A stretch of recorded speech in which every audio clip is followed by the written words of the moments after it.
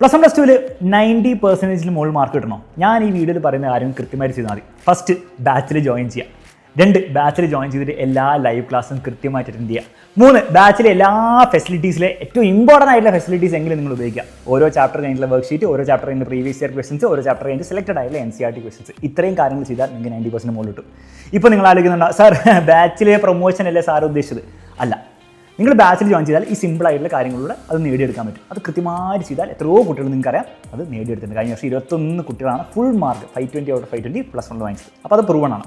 ഇനി നിങ്ങൾക്ക് ബാച്ചിൽ ജോയിൻ ചെയ്യാൻ പറ്റില്ല എന്നായിക്കോട്ടെ, എന്തെങ്കിലും റീസൺ കൊണ്ടായിക്കോട്ടെ, നിങ്ങൾക്ക് എങ്കിലും നിങ്ങൾക്ക് 90% മുകളിൽ വാങ്ങാൻ പറ്റും. പക്ഷേ നിങ്ങൾ കുറച്ചുകൂടി എക്സ്ട്രാ എഫേർട്ട് എടുക്കേണ്ടി വരും.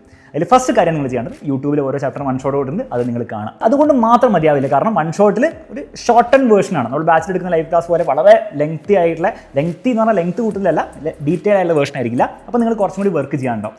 ഒന്ന്, നിങ്ങൾ ചെയ്യേണ്ടതാണ്, നിങ്ങൾ ആ ചാപ്റ്ററിൻ്റെ കൂടുതൽ ചോദ്യങ്ങൾ ഒന്നെങ്കിൽ നിങ്ങളുടെ സ്കൂളിൽ നിന്നോ അല്ലെങ്കിൽ വേറെ ഏതെങ്കിലും ഗൈഡിൽ നിന്നോ നിങ്ങൾ പഠിക്കേണ്ടി വരും. അപ്പോൾ അത് നിങ്ങൾ ചെയ്തു എന്നുള്ള അസംഷനിൽ നമ്മൾ അടുത്തേക്ക് പോവുകയാണ്, which is previous year questions. ബാച്ചിൽ ജോയിൻ ചെയ്തവർക്ക് അതിൻ്റെ വീഡിയോ സൊല്യൂഷൻ കാര്യങ്ങളും കിട്ടുന്നതായിരിക്കും. യൂട്യൂബിലുള്ളവർക്ക് അതിന് വീഡിയോ സൊല്യൂഷൻ കാര്യങ്ങളൊന്നും ഉണ്ടാവില്ല, പക്ഷേ നിങ്ങൾക്ക് PDF ഇഷ്ടം പോലെ ഇൻ്റർനെറ്റിലേക്ക് ഫ്രീ ആയിട്ട് കിട്ടും. പല സ്റ്റഡി മെറ്റീരിയൽസിൽ എക്സാമിനറുടെ ബുക്സിലൊക്കെയാണ് അവിടെ നിന്ന് കിട്ടുന്നതായിരിക്കും. അപ്പോൾ അതും കൂടി നിങ്ങൾ തീർച്ചയായും ചെയ്തിരിക്കണം.